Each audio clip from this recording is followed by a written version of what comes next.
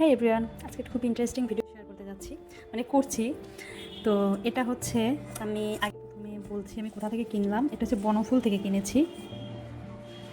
আর এটা হচ্ছে কি বলে, মাহালাবিয়া, ঠিক আছে।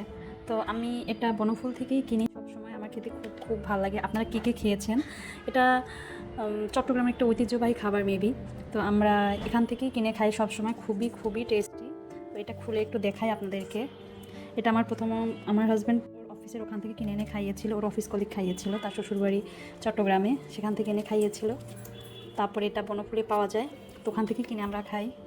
এটা না খুবই মিষ্টি কম, অ্যান্ড থিকনেসটা দেখুন একটু, একদম সো টেস্টি।